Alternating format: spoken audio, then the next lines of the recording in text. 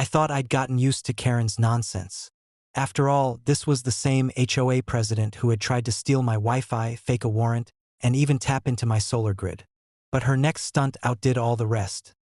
Not because it was dangerous this time, but because it was so audacious I still laugh whenever I think about it. Started with a knock at my door on a Saturday morning. A family of 4 stood there in swimwear, carrying towels, sunscreen, and one of those obnoxiously large inflatable flamingos. "Hi," the dad said cheerfully. "We're here for the pool rental." I blinked. "The what?" "The Airbnb," he said, showing me his phone.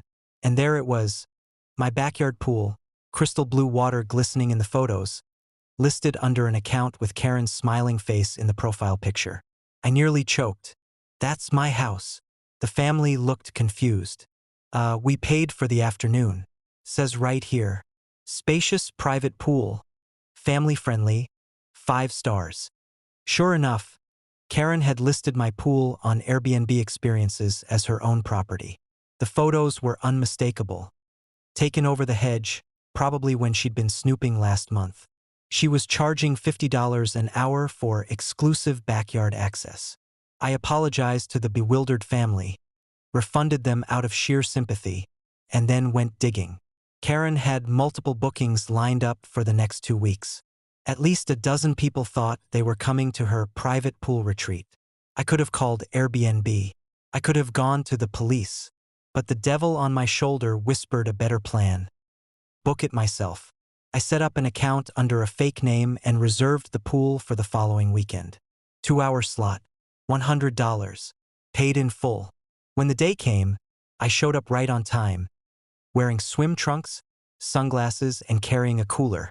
Karen was waiting at her driveway with that smug, customer service smile plastered on her face. "You must be Brian?" she said. "That's me," I replied, handing her my phone with the fake booking. Her eyes gleamed as she saw the payment confirmed screen. She led me through her side gate and into my own backyard. "Here you are," she said proudly, gesturing like she was unveiling the Taj Mahal. "Enjoy your private pool experience." I dropped the cooler on my own patio chair, kicked off my sandals, and dove straight into the water. The splash was glorious. When I surfaced, Karen was frozen at the edge of the pool, clipboard in hand, finally registering what she'd just done. Wait, what are you doing?" she stammered. "Enjoying the pool I rented," I said, grinning. "From you, who rented it from me. Except, oh wait, this is actually my pool." Her face went pale. She sputtered excuses, mumbling about community resources and sharing economy opportunities. But I wasn't having it. I pulled out my phone and showed her the screen recording I'd made while booking her fake listing, complete with her face and name plastered across the Airbnb page. "This," I said, "is fraud. You sold access to something you don't own. To strangers who could have walked into my backyard while my family was here." Karen panicked. "You wouldn't report me?" I didn't answer. Instead, I snapped a selfie of myself lounging in the pool chair, cooler beside me, and uploaded it directly to the neighborhood Facebook group with the caption, "Thanks, HOA Karen, for renting me my own pool on Airbnb. 5 stars, would book again." The post went viral, at least neighborhood viral.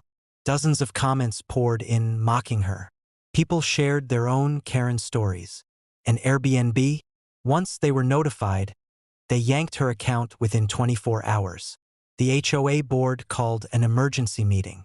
Karen tried to spin it as community outreach, but no one bought it. Renting out property you don't own wasn't just a rule violation, it was borderline criminal.